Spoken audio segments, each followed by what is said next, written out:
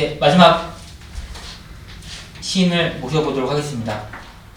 이다희 시인님을 모시겠습니다. 박수.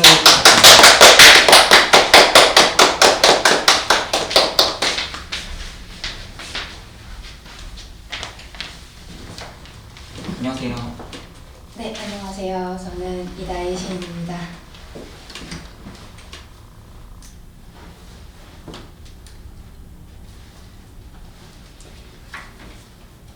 늦은 시간에 오시느라 힘들지 않으셨나요? 제가 좀 빨리 나와서 근처 카페에 있었는데 8시 되니까 나가라고 하셔가지고 이 근방을 좀 대하다가 좀 일찍 오게 됐습니다. 네. 최근에 어떻게 지내셨어요?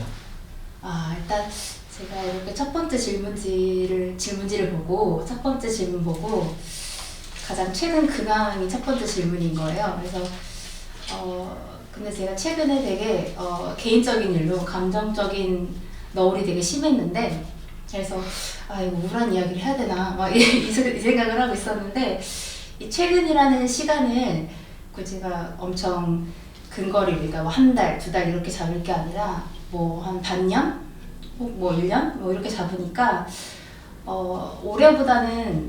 작년보다는 올해가 더 나았던 것 같고, 근데 또 재작년보다는 작년이 더 나았던 것 같고, 이런 오히려 긍정적으로 생각이 좀 많이 바뀌었어요. 그래서 감정적으로는 좀 부침이 심했는데 그래도 비교적 잘 지내고 있지 않나 하는 생각이 들었습니다. 네. 이다희 시인님의 시집 시창작 스터디, 이 시집에 대해서 어떤 시집인지 설명을 좀 해주실래요? 네. 참 이것도 어려운 질문인데 저 시집이 작년 여름에 나와서 아직 1년이 되지 않은 시집인데, 제가 저에 대한 비평을 다 찾아보진 못해요. 실은 이게 일단 제 시야 안에 안 들어오는 것들도 있을 테고 무섭기도 하고, 실은 무서운 마음이 가장 크니까 이렇게 뭐 너 시평도 실렸던데? 라고 말을 듣지 않으면 찾아보질 않습니다. 무서워서. 근데 제가 최근에 봤던 평론 중에 이런 제목이 있었어요. 유쾌하고 아름답고 슬프고 라는 제목을 달아주셨어요.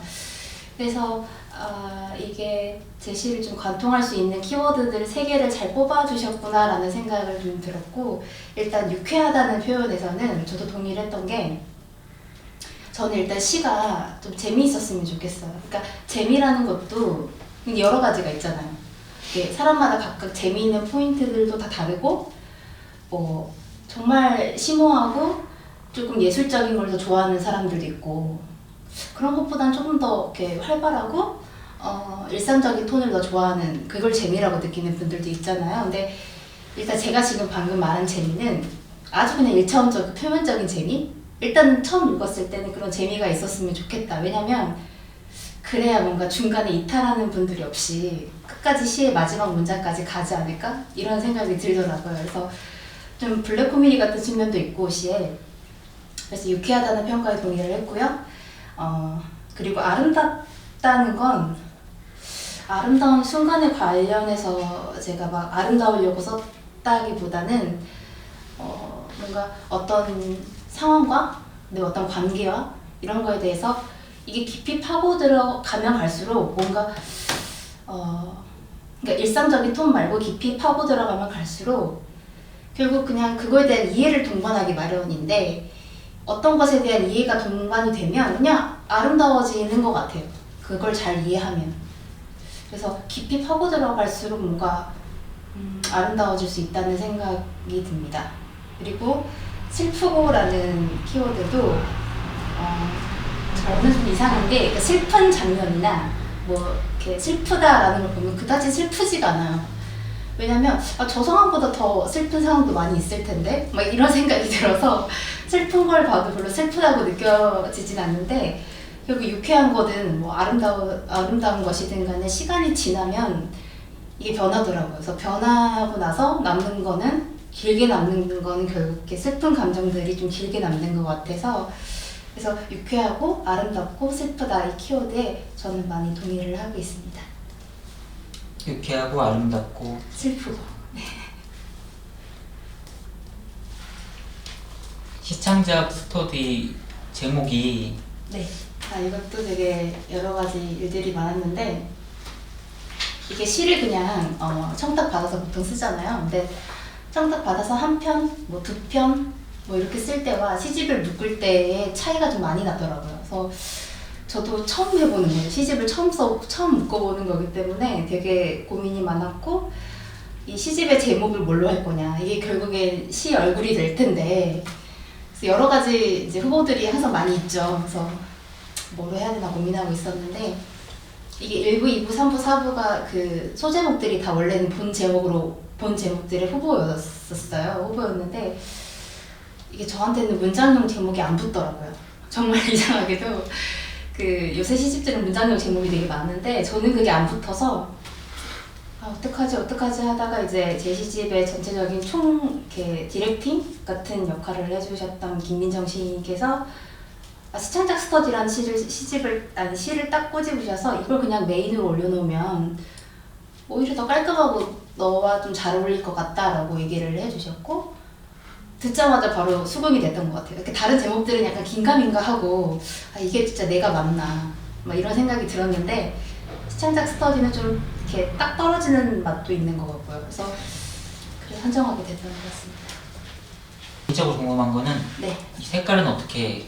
색깔도 이 색깔도 일단은 제가 그 출판사에서 먼저 색을 봐주세요. 당연히 색을 물어봐주시는데 저는 이제 제가 좋아하는 색깔이나 뭐 싫어하는 색깔이 그렇게 중요할까 싶은 거예요. 그러니까 제 시집이긴 한데 이게 또 문학공대 시인서는 워낙 색깔이 가장 주된 인상이 강하잖아요. 그래서 뭔가 남들한테 맡기고 싶었어요. 제가 선택하고 싶지 않고 남들한테 맡기고 싶었는데 근데 싫은 색깔은 정할 수 있었어요. 그러니까 이거는 싫다 했던 게 핑크색이랑 검은색이었거든요. 네, 핑크색, 검은색은 싫더라고요. 왠지 나랑 어울리지 않는다는 생각이 강해서 뭐로 하지 했는데 이제 선생님께서 이제 파란색이다. 파란색이 너랑 너무 잘 어울린다. 그러니까 시인과 너무 잘 어울리기 때문에 파란색으로 했으면 좋겠다라고 해주셔서 그것도 그냥 금방 또 수긍했던 것 같아요. 되게 쉽죠. 남들이 괜찮다고 하면 바로 수긍하는 편입니다. 네네. 은근히 색깔만 보고서 시집을 구입하시는 분들도 있더라고요. 정말요? 네. 제가 그런 리뷰를 읽었습니다. 근데 색깔 너무 예쁘지 않나요? 예, 이게 색깔이 예쁜 네네. 색깔인 것 같아요. 그러니까 파란색과 보라색의 약간 중간 톤이라서 저는 저 색깔 되게 좋아합니다. 네. 혹시 주변 반응은 어땠나요? 주변 반응이요? 주변 반응은 일단 저랑 제일 친한 사람들은 일단 안 믿긴다는 반응이 가장 많았어요. 근데 실은 저도 안 믿겼거든요. 왜 시집 나오면 일단 가보잖아. 저 교보문고에 가서 제 시집이 매대에 있을 때도 안 믿기고 이게 뭐 알라딘이나 예스24에 올라갈 때도 안 믿기고 근데 이제 주변 지인들은 저보다 더 안 믿겨하고 막 이렇게 놀라고 이런 반응들이 주로 많았고 그게 좀 무서웠어요.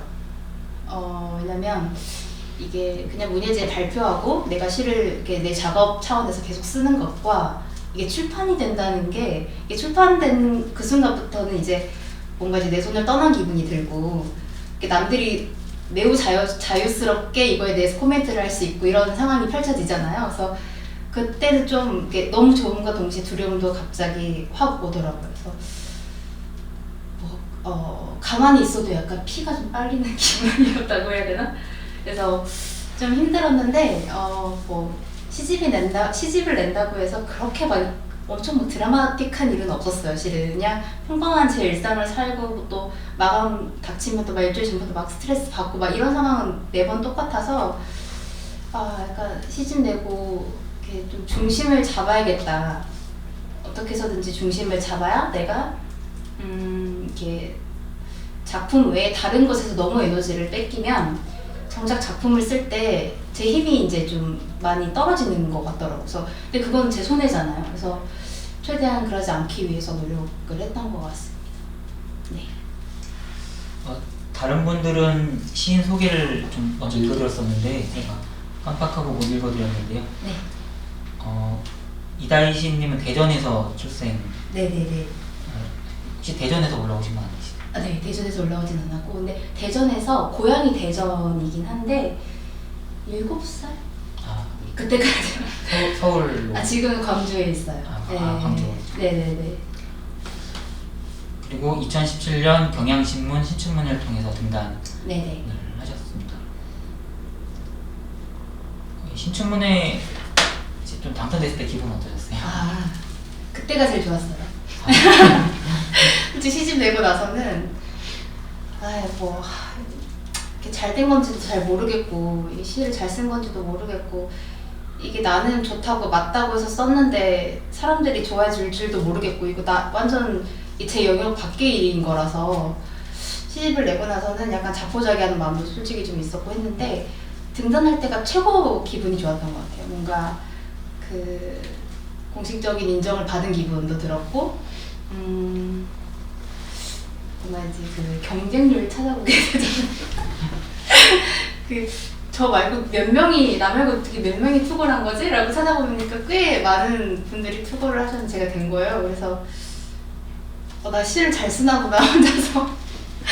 난 시를 잘 쓰는 사람이구나 하고, 그때가 인생에서 가장 행복했던 순간이었고, 이제 작가가 딱 되고 나서는 이제 수많은 어떤 일희일비의 굴곡을 넘어서면서 그게 마냥 좋아할 것만은 아니었는데 내가 되게 그때 들떴구나 하는 생각도 들었고, 네, 여러 가지 생각을 했습니다. 신춘문예로 등단한 경우에는 네. 솔직히 좀 사라지시는 분들도 있잖아요. 등단만 하고 작품을 안 쓰시는 분들도 있는데, 예술계라는 게 있잖아. 예술판이라고 해야 되나? 예술계의 흐름을 읽는 것도 되게 중요하고, 그리고 독자들이 이거를 어떻게 읽는지를 아는 것도 되게 중요한데, 이것과 저것을 다 떠나서 내 작업을 하는 것도 중요하고, 이 세 가지가 되게 골고루 필요하더라고요. 등단을 해서 작가가 된 게 되게. 그래서 이 세 가지 중에 어떤 감각이 솔직히 다 가지고 있는 작가들이 있을까 싶기도 한데, 그래서 뭔가 매 문예지 그 청탁을 받을 때마다 약간 챌린지하는 기분이었어요. 어떻게든 이 와중에 잘 써야 해라는 생각이 강해지는 거예요. 그래서 보통 문예지 청탁이 오면 2편씩 오는데, 어떻게든 그 2편을 띄우고 싶은 거예요, 저는. 그러니까 문예지를 보면 시인들의 이제 시편들이 한 번에 모아져 있고, 소설이 이렇게 한 번에 모아져 있잖아요. 그러면 이제 보는 사람들은 많은 시인들 중에 그냥 한 명으로 저를 보실 거란 말이에요. 그래서 어떻게든 사로잡아야겠다, 눈을, 이런 생각을 많이 했던 것 같아요. 이게 근데 그런다고 해서 그렇게 성공적으로 막 되고 그러진 않았던 것 같은데, 여튼 항상 그걸 좀 염두를 해뒀던 것 같아요. 근데 그게 뭐 성공적인 결과로 이어졌는지 잘 모르겠습니다. 네.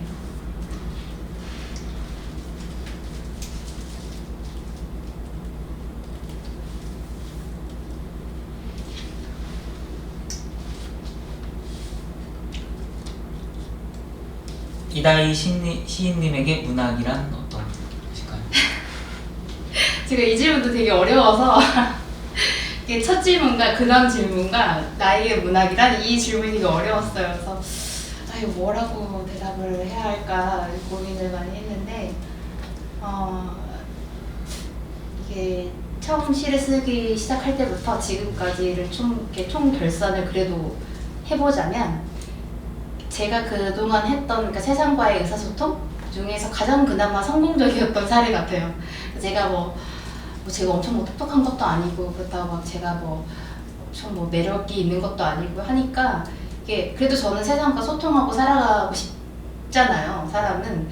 근데 그나마 가장 효과적이었고 그나마 성공적이었던 게 문학이었던 것 같아요. 저한테 시였던 것 같고, 그래서 이거라도 열심히 해야겠다. 내가 잘할 수 있는 게 이거라면 이것만이라도 열심히 하고 잘해야겠다는 생각을 많이 했던 것 같아요. 그래서 이제 성장기에 관련된 질문도 아까 그때 같이 질문해 주셨는데, 이게 성장기라고 하면 사후적으로 그때 내가 성장했구나라고 느끼는 거지, 그 도중에, 그 와중에는 그냥 혼란과 공백이잖아요, 실은. 그냥 어떤 하루는 텅 빈 것 같기도 하고, 또 어떤 하루는 내 내면에 엄청 많은 변화가 있었던 것 같기도 하고 이런 그런 혼란과 공백기를 나중에 지났을 때 결과가 나오고 시간이 흘렀을 때 아, 그때 내가 좀 힘들었지만 그래도 그때 내가 발전하고 있었어 혹은 성장하고 있었어 뭔가를 더 열심히 하는 와중이었어 뭔가를 내려놓는 와중이었어 뭐 이런 생각을 나중에서야 하는 것 같아요. 그래서 좀 사후적으로 돌아보면 저는 성인이 돼서도 성장은 사람이 한다고 생각하거든요. 그리고 뭐 가장 힘들었던 시절과 가장 밝았던 지점, 제가 가장 힘들었던 지점과 가장 좋았던 지점을 다 시와 함께 보낸 것 같아요. 그래서 고맙기도 하지만 애증이 많이 섞이기도 하고 네, 이런 상태입니다. 네.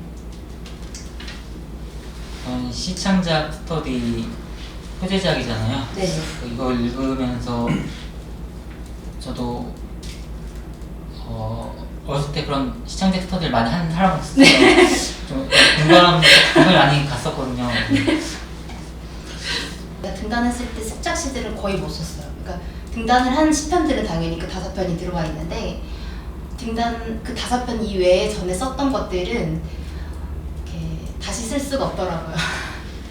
다시 쓸 수가 없었고 그래서 그건 이제 과감하게 이제 없는 그러니까 물론 없진 않지만 제 컴퓨터에 있죠. 컴퓨터에 있는데 그거를 이제 발표한다거나 혹은 뭐 출판할 염은 못 냈고 등단한 시점부터 계속 썼던 것 같아요. 네. 요즘에는 어떤 시를 쓰고 계세요? 아 이것도 어려웠어요. 요새는 어떤 시를 제가 최근에 마감을 했어요. 문학과 사회 문예지 마감을 했는데 그래서 그 시를 그냥 낭독을 할까 생각했는데 생각해보니까 그게 아직 여름호라서 안 나온 거예요. 그래서 그거를 낭독해 주셨나? 아 그래요? 근데 이게 발표가 거기서 뭔가 지면에서 먼저 발표가 되고 나서 제가 좀 이렇게 자유롭게 읽는 건 괜찮은데 이게 아직 여름호 지면에 나오질 않은 시라서 한낮의 고궁산책이라는 시의 내용이 점심시간에 나왔다가 다시 들어가는 사람의 이야기거든요. 근데 저는 이제 프리랜서잖아요. 그러니까 그냥 마감하는 사람이잖아요. 그래서 가장 저한테 신비로운 건 직장인이에요.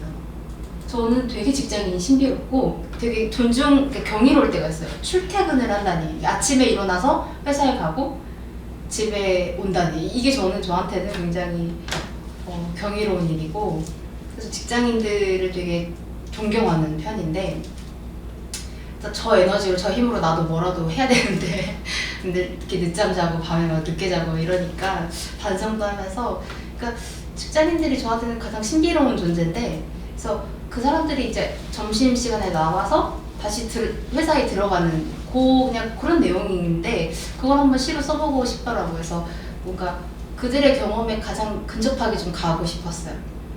다시 돌아가는 심정이 어떨까라고 생각을 하면서 뭔가 이렇게 어떤 경험을 다시 돌려받는 그러니까 자기가 늘상 경험하고 있지만 뭔가 이렇게 섬세하게 캐치해내거나 이렇게 뭔가 구성화되지 않는 어떤 장면들이나 일상의 순간들을 제가 이렇게 만들어서 이렇게 보여주고 싶었던 것 같아요. 그게 잘 됐을지는 잘 모르겠습니다. 네. 제일 마음에 드는 시는 제일 마음에 드는 시는 2가지 뽑아도 되나요? 네. 하나 뽑는 걸 너무 힘들어해서 저는 백색소음이라는 시가 있고 언제 등단작이고요. 그다음에 공복이라는 시가 있어요. 그래서 공복은 굉장히 좀 길다면 길 수 있는 산문시인데 뭐 그렇게 길지도 않아요. 한 페이지 안에 다 들어와 있는 그런 시인데 공복을 쓸 때나 백색소음을 쓸 때 굉장히 의아했어요. 이거 확신이 없었어요. 이걸 쓰는 게 맞나 싶기도 하고 이거 나만 하는 거 아닐까? 이런 불안감 있잖아. 이거는 나만 알고 있는 것 같은데 이거 남들이 이거를 그러니까 내가 지금 남들과 소통 가능한 걸 썼는가 이거에 대한 의문점이 가장 많이 들었어요. 이 백색소음과 공복을 쓰고 나서 근데 정말 감사하게도 그러고 나서 저 던졌죠. 투고를 하고 그냥 문예지 발표를 했죠. 모르겠다. 뭐 나는 내 최선을 다했으니 읽는 사람들이 읽어주면 감사한 거고 아니면 뭐 실패한 거지라고 생각을 하고 이렇게 던졌는데 반응이 나쁘지 않았던 것 같아요. 그래서 참 거기에 대한 항상 감사함. 이렇게 내가 나만 아는 걸 써서 되게 괴로웠는데 좋은 피드백이 와서 되게 감사했던 시들이라서 그 두 가지를 가장 좋아하고 있는 것 같습니다. 무슨 말씀하시는 거예요? 시집이라는 이제 플랫폼이 이제 지금 아이디어만 우선 발표를 하고 이거를 사실 자본이 없거든요. 그냥. 그래서 아이디어만 발표를 하고 이거를 지금 약간 의견 수렴을 해서 의견 수렴을 과정을 거쳐서 앞으로 좀 플랫폼을 만들 지금 계속 추진하고 있는 단계거든요. 이게 우선 문예지에 발표되는 시들을 이제 한 곳에 모아서 이렇게 읽는 플랫폼이고, 그리고 여기서 이제 결제되는 그 비용을 다 이제 시인한테 다시 돌려줘서 시인들한테 약간 좀 금전적인, 출판사랑 시인한테 금전적인 약간 이윤이 갈 수 있도록 그렇게 계획을 한 플랫폼이거든요. 네네네. 여기에 대해서 이 플랫폼 얘기를 들었을 때 어떤? 저도 이 섭외를 받고 나서야 이제 나중에 알게 된 건데, 왜냐면 이제 대본에 있어서 저도 그때 공부를 좀 했던 것 같아요. 근데 일단 저한테는 이게 새롭기도 새로운데 유통 과정 자체가 좀 변한다는 느낌이 있었어요, 저한테서. 그러니까 문예지에 있는 시를 모으는 게 첫 시작이 되겠지만, 이제 점점 그냥 뭔가 그냥 이 플랫폼이 이제 공고해지고 뭔가 확실해지고 권위가 생기면 그냥 여기로 바로 그냥 문예지를 통과하지 않더라도 그냥 여기에서 그냥 바로 투과하고 이런 시스템으로 가도 되지 않나? 라는 생각이 이거 아닌가요? 약간 문예지 쪽에서 싫어할 것 같아요. 근데 그럴 수도 있죠. 이제. 네네. 이게 저는 제 입장에서 되게 좋거든요. 왜냐면 저는 또 흐름을 읽어야 되고 다른 동료들이 뭘 쓰는지 봐야 되고 내 시가 어떻게 잘 업로드가 됐는지 봐야 되는 사람이기 때문에 저는 모아져 있으면 뭐 그게 어플이든 뭐든 간에 다운받아서 당연히 즐겁게 볼 텐데 그런 수요 자체가 확실해지면 더 좋지 않을까라는 생각이 듭니다. 그러니까 누구에게 어필을 할 것인가. 그러니까 저한테 당연히 어필이 되는데 뭔가 이 어필되는 층이 많아져야 좀 더 플랫폼이 공고해지고 자본도 생기고 이럴 것 같아서 그 수요 타겟층 같은 게 좀 더 넓어지고 확실해지면 좋지 않을까. 저는 처음에 그 설명을 들었을 때 모아주신다고 하셔서 정말 속된 생각을 했던 게 뭐냐면 왜 쇼핑몰들을 모아주는 사이트들이 있잖아요. 전 그냥 그런 생각이 갑자기 직관적으로 떠오른 거죠. 지그재그 아시나요, 여러분? 지그재그 같은 건가? 이 생각이 든 거예요. 그래서 그러니까 이제 우리나라에서 시가 좀 이렇게 활발하게 쓰여지는 게 그런 약간 문예지의 역할도 있지 않나 저는 그렇게 생각을 하거든요. 네네. 근데 어떤 분은 또 무슨 말도 안 되는 소리를 하느냐라고 하는 분이 있지만 지금 좀 문예지 역할도 있다고 생각을 하는데, 그래서 이런 이제 플랫폼이 있으면 그런 문예지가 좀 안정적으로 이렇게 계속 발현되는데도 좀 도움이 되지 않을까. 문예지의 어떤 진흥을 위한 건가요? 네, 약간 그런데도 약간 네. 목표가 있어요. 여기 근데 문예지가 되게 많잖아요, 실은. 이게 문예지 하는 순간 몇 개 투두두 떠오르는 것 이외에도 특히 시 잡지, 시 문예지, 시 기관지 정말 많더라고요. 그래서 저 청탁을 받고 나서야 그런 곳이 있었구나라는 걸 나중에 알 정도로. 그래서 문예지는 일단 너무 많고 지방지 포함해서 너무 많기 때문에 그런 것들이 문예지에 어떤 도움이 될 것 같은 생각이 듭니다. 네. 일단 너무 와주셔서 감사드리고요. 다 보셨나요? 저 앞에 이 전 시인 두 분도 다 보셨나요? 네. 오랜 시간을 앉아 계셨을 것 같아서 칭찬은 쓰려고 여쭤본 건 아니고 지금 당장 혼란스럽고 뭔가 아무것도 아닌 것 같은 느낌이 들 때 그게 결국에는 혼란이 아니고 공백이 아니라는 사실을 좀 알았으면 좋겠어요. 저한테도 지금 하는 얘기고 이걸 보시는 분들한테도 이게 단순히 그냥 흘러가는 시간이 아니라 어딘가에 다 차곡차곡 쌓이고 있다. 그래서 결국에는 이게 내 힘이 되는 시간이 결국 올 것이다 라는 생각이 최근에 가장 많이 드는 생각이 들어요. 저한테 하는 얘기이긴 한데 그래서 여러분들도 위로를 좀 받으셨으면 좋겠습니다. 네, 감사합니다. 지금까지 이다희 시인님